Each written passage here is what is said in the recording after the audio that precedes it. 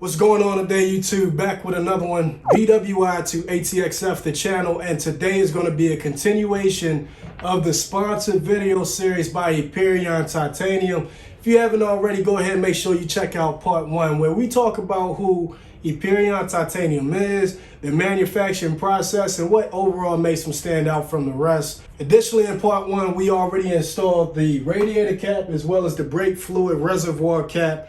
Real quick video today. Part 2 is installation of the strut tower nuts. All you need is a socket, wobble extension variant if you have a strut tower already installed on there, and a torque wrench. And of course, we're gonna do the torque specs as well. It's gonna be proper like everything else. So we're gonna get right into it. Enough talk, let's go. So what you're gonna need for this is just a regular socket and a 14. OEM is 14 as well. I have a wobble because I have this this chassis brace right here, so I need to get around kind of in a off-centered angle a bit. I wanted to point out the different bolt sizes that Yperion does offer. Now, I'm using CKS coils, so the stud here is a little bit different than OEM. OEM is big as hell, right? So this is a little bit shorter. The bolts that came with the CKS coils are 10 millimeter in height, right? OEM is 16 millimeter. This is a 13 millimeter given by Yperion. I had to do some measuring to make sure that full thread engagement was on the stud. So if you want proper execution, that's something that you want to consider. The washer here is about 2 millimeters, so total length is about 15, and it came together perfect. I already tested one side. So you just take this,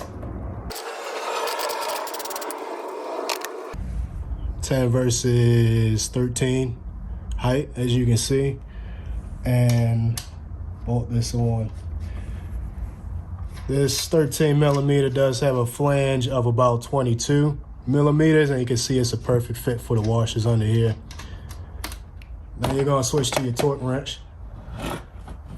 OEM torque it's already set. It is 48 foot-pounds. I'm just gonna get this on here and torque the spec.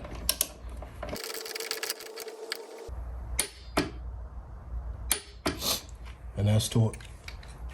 Now look at that thread engagement. This is the importance of getting the right height bolt.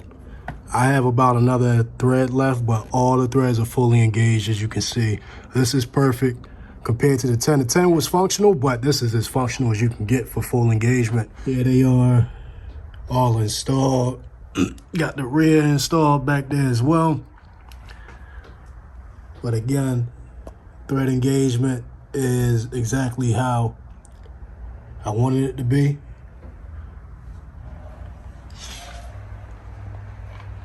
That's what it looks like.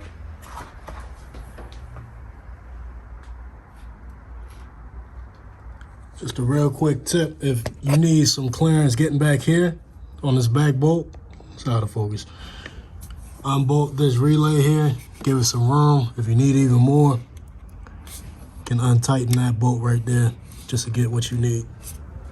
So that's it, y'all. Quick installation video. If it takes you longer than 30 minutes, go ahead. It's too long. Rewatch the video. Everything is there. Special thanks to my sponsor, Yperion Titanium. Thanks for the opportunity. Be sure to like and subscribe if you haven't already. We do have parts 3 coming up where we're installing the titanium bridge bolts for the big brake kit. Been another episode of BWI to ATXF, the channel. I'll catch y'all next time.